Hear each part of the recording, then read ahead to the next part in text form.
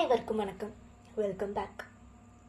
நாகநந்தியும் பரஞ்சோதியும் கோட்டையை விட்டு வெளியில வந்து முதலைகள் இருக்கிற ஒரு அகழியில ஒரு படகுல போயிட்டு இருந்தாங்கல்ல. அந்த அகழியை தாண்டி காட்டுக்குள்ள நடந்து வந்து நேரா ஆயனர் வீட்டுக்கு தான் வந்தாங்க. கரெக்டா ஆயனரும் சிவகாமியும் பேசிட்டு இருக்கிறப்ப வீட்டுக்குள்ள வந்தாங்க. நாகநந்தியோட குரலை கேட்ட உடனே ஆயனர் எழுந்து, வாங்கடிகளே வாங்க அப்படின்னு வாசல்ல போய் வரவேற்றாரு.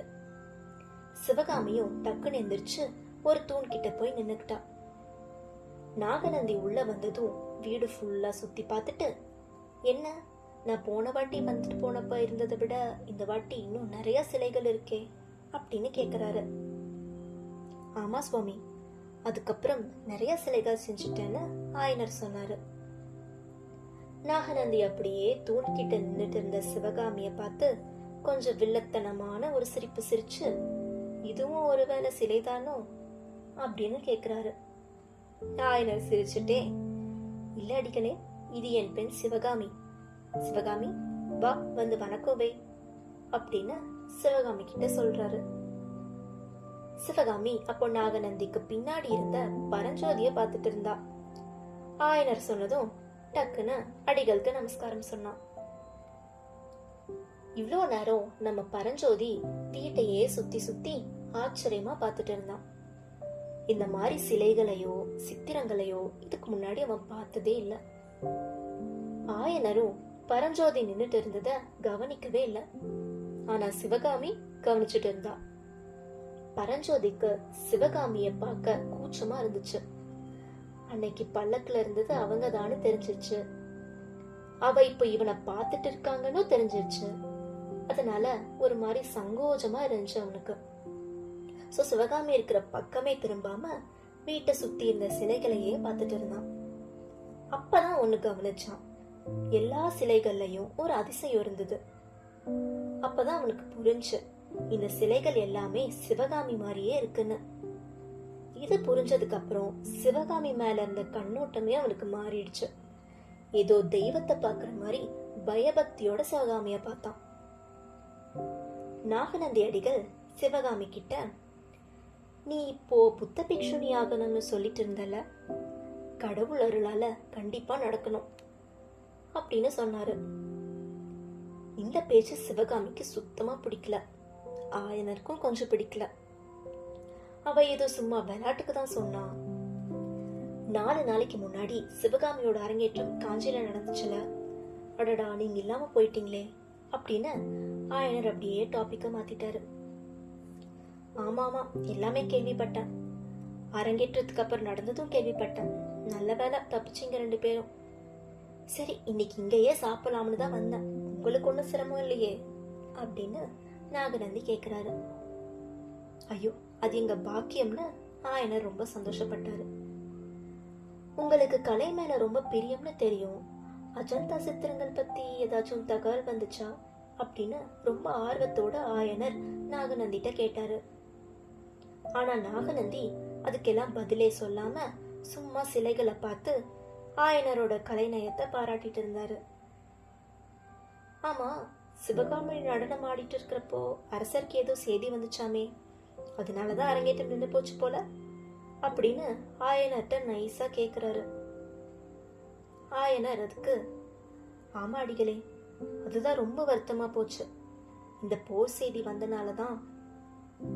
ஆமா, நிஜமாவே போர் வர போகுதா அப்படின்னு பிக்ஷு கிட்ட கேக்குறாரு. அந்த கேள்வியை ஏன் கிட்ட ஏன் கேக்குறீங்க? இத போய் உங்க அரசர்கிட்டையும் இளவரசர்கிட்டையும் கேளுங்க. சும்மா யுத்தம் கொலை கொடூரம்னு சுத்திட்டு இருக்காங்க. புத்த பகவானோட ஆணையின் பேர்ல நாங்க அன்பை பரப்பிட்டு இருக்கோம். ஆனா எங்களுக்கு இங்க ஒரு மரியாதையும் இல்ல.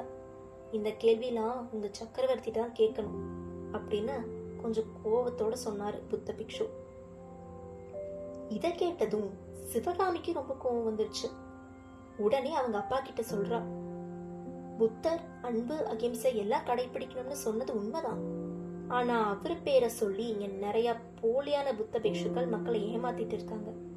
அதனாலதான் இந்த மாதிரி யுத்தம் எல்லாம் வருது அப்படின்னு ஒரே போடு போட்டுட்டா. சிவகாமிக்கு புத்த பிக்ஷுவை கண்டாலே பிடிக்காது. என்னமோ அவர்கிட்ட சூழ்ச்சி இருக்குன்னு முதல்ல இருந்தே சந்தேகம் இருந்துச்சு அவளுக்கு. ஆனா ஆயனருக்கு புத்த பிக்ஷு மேல ஒரு மரியாதையும் நம்பிக்கையும் இருந்துச்சு. ஏன்னா அவருக்கு கலைகளை பத்தின தகவல்கள், மெயினா அவருக்கு அந்த அஜந்தா சித்திரங்கள் பத்தின ரகசியம் பிக்ஷு கிட்ட எப்படியாச்சும் கேட்டு தெரிஞ்சுக்கணும்னு ஆர்வம் ரொம்ப இருந்துச்சு. சிவகாமி இப்படி சொன்னதும், ஐயோ இது என்ன வம்பா இருக்கு, இவன் ஏன் இப்படியெல்லாம் பேசிட்டு இருக்கா, முதல்ல இவ்வளவு உள்ள போக சொல்லணும் அப்படின்னு நினைச்சிட்டே போக சொல்லலாம்னு வாய் எடுக்கிறப்போ நாகநந்தி குறுக்கிட்டு, ஆயனரே உங்க மக சொல்றது சரிதான், நான் தோத்துட்டேன்ப்பா, உங்க மக புத்திசாலிதான் அப்படின்னு சொல்லி மறுபடியும் கொடூரமா வில்லத்தனமான ஒரு புன்னகை அவர் மூஞ்சில. அப்புறம் டக்குன்னு இதை டைவர்ட் பண்ண ஆயனர் சுத்தி முத்தி பார்க்க பரஞ்சோதி கண்டுக்கப்பட்டான். அடடா, இந்த பிள்ளை யாரு, உங்களோட சீடனா, இவ்வளோ நேரம் நான் கவனிக்கவே இல்லையே அப்படின்னு நாகநந்திட்ட கேட்டாரு. அதுக்கு நாகநந்தி, இவன் ஏன் சீடன்லாம் இல்ல, உங்களோட சீடனாக போறவன், உங்ககிட்ட சேர்ந்து கலைகளை கத்துக்கிறதுக்காக வந்திருக்கான் அப்படின்னு சொன்னாரு. ஆயனர் பரஞ்சோதிய நல்லா உத்து பார்த்து, இவனை எங்கேயோ பார்த்த மாதிரி இருக்கே அப்படின்னு கேக்குறாரு. அப்போ சிவகாமி டக்குன்னு, அப்பா உங்களுக்கு தெரியலையா, அன்னைக்கு யானை மேல வேல் வீசினாரே அவருதான் இவரு அப்படின்னு சொன்னான். அட, அந்த வீரவாலிபனா, எவ்வளோ பெரிய விஷயம் பண்ணிருக்கான் இவன், இவன் எங்க இருந்தா உங்ககிட்ட எப்படி வந்து சேர்ந்தான் அப்படின்னு நாகநந்தி கிட்ட கேக்குறாரு. அவரு இவங்க எப்படி மீட் பண்ணாங்கன்னு எல்லாத்தையும் சொல்லிட்டு, பரஞ்சோதியோட மாமா உங்க சிநேகிதன், ஓலை கூட கொடுத்து விட்டாரு, ஆனா இவன் மூட்டை எங்கேயோ விட்டுட்டான் அப்படின்னு சொல்ல, அட ஆமா, யானை நின்ன இடத்துல ஒரு மூட்டை இருந்துச்சு, நாங்க தான் அதை எடுத்து வச்சிருந்தோம், ஆனா கோட்டை காவல் தலைவர் ஆள் அனுப்பி அதை வாங்கிட்டு போயிட்டாங்க. ஓலை இல்லைன்னா என்ன, என்னோட சிநேகிதனோட மருமகன்னு சொல்றீங்க, எங்க உயிரையும் காப்பாத்திருக்கான். சிவகாமி, முதல்ல இவருக்கு நன்றி சொல்லு அப்படின்னு சொல்றாரு.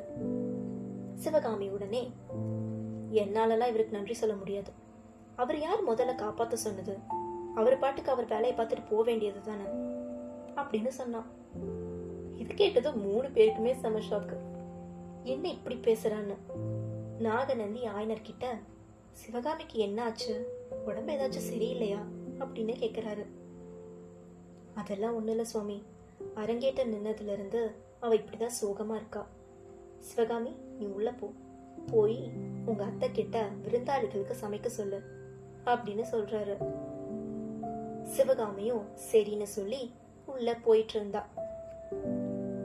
அப்போ நாகநந்தி ஆயனர் கிட்ட மெதுவா சொல்றாரு, நீங்க உங்க பொண்ணை கொஞ்சம் கவனிக்கணும், இந்த மாதிரிலாம் இளம் பெண்கள் உயிர் மேல ஆசை இல்லைன்னு சொல்றாங்கன்னா ஏதாச்சும் காதல் தோல்வி இல்ல கல்யாண விரக்தியா இருக்கும் அப்படின்னு சொல்றாரு. இது சிவகாமி காதுல விழுந்துருச்சு. இந்த பிக்ஷு ரொம்ப பொல்லாதவர், நெஞ்சிலையும் நாக்குலையும் ஒரே விஷம், இந்த ஆள் கூட அப்பா ஏன் சகவாசம் வச்சிருக்காரு அப்படின்னு அவ்வளோ கோவத்தோட மனசுல நினைச்சிட்டே உள்ள சமையல் கட்டுக்கு போனான். சமையல் கட்டுக்கு போறதுக்கு முன்னாடி ஒரு குட்டி தோட்டம் மாதிரி இருந்துச்சு. அங்க கிளிகள், பறவைகள் எல்லாமே இருந்தது. சிவகாமி வர சத்தம் கேட்டதும் எல்லாமே கீச் கீச்சுன்னு கத்திட்டு இருந்துச்சு. ஒரு மான் மட்டும் கத்தாம சிவகாமியவே பார்த்துட்டு இருந்தது. கோவத்தோட வந்த சிவகாமி அந்த கீச் கீச் சத்தம் கேட்டதும் இன்னும் கோவம் ஜாஸ்தியாகி, சி கொஞ்ச நேரம் எல்லாரும் அமைதியா இருங்களேன், தலையும் எனக்கு வெடிக்குது அப்படின்னு சொன்னான். அவ சொன்ன உடனே எல்லாமே கத்துறத நிப்பாட்டிட்டாங்க.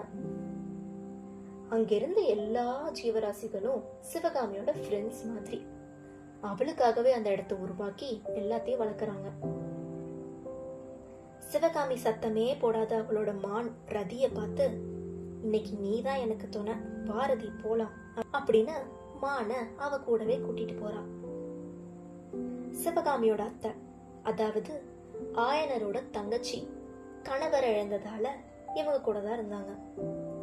சமையல் கட்டுக்குள்ள போனதும் அவங்க அத்தை கிட்ட, 2 விருந்தாளிங்க வந்திருக்காங்க, அப்பா அவங்களுக்கு விருந்து ஏற்பாடு பண்ண சொன்னாரு. யார் வந்திருக்கா தெரியுமா, அந்த முரட்டு பூனை மாதிரி மூஞ்சி வச்சிருக்கிற அந்த புத்த பிக்ஷு அப்படின்னு கோவத்தோட சொன்னான். ஐயோ, பெரியவங்களை இப்படிலாம் சொல்லக்கூடாதுமா. ஆமா, நீ எங்க கிளம்பிட்ட ரதியை கூப்பிட்டுட்டு அப்படின்னு அத்தை கேட்க, இந்த புத்த பிக்ஷு போற வரைக்கும் என்னால் இங்க இருக்க முடியாதுப்பா, நான் ரதியை கூட்டிட்டு தாமரை குளத்துக்கு போறேன் அப்படின்னு சொல்லிட்டு போயிட்டான். சிவகாமிக்கு ஏன் இவ்வளோ கோபம்? அப்படி என்ன அவளுக்கு கவலை? இது எல்லாத்தையும் அடுத்த எபிசோட்ல பார்க்கலாம். அது வரைக்கும் ஸ்டே டியூன்ட்.